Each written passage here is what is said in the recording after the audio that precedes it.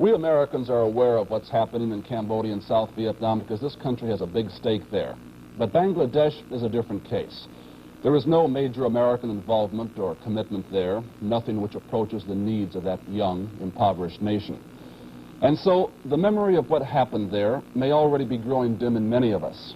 But what did happen there will never be forgotten by the people of Bangladesh, especially the women. It was in villages like this that the Bengali liberation struggle caught fire. And it was in villages like this that the Pakistan Army took its revenge. The villagers still speak of it, the men telling their stories of fighting, the children telling their stories of running and hiding. It is the women who are silent, women like Saira.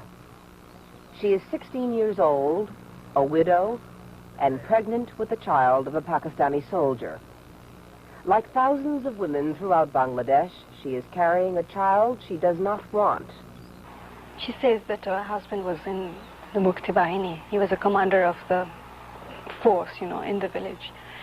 And this army people were looking for him, and they had broken into her house to take him away, actually. And when they were dragging him out of the house, she started screaming and protesting and crying, trying to hold back her husband. And one of them turned back and raped her in front of her husband, who was forced to sit and watch with guns pointed at him.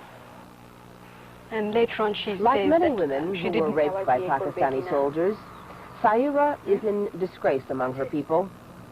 Her parents take care of her, but they are certain that no man will ever marry her. Since January, many of the women ravaged by the Pakistani troops have been living in this house. They're being cared for by a government-sponsored women's rehabilitation group. Almost all of the women here are pregnant. They are very young, some only 13 years old. In a few cases, their parents have abandoned them.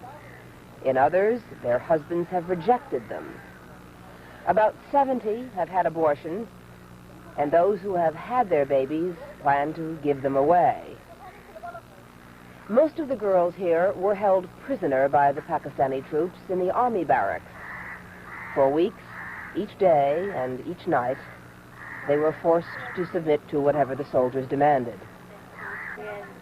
This is Rushanara, 14 years old and 7 months pregnant.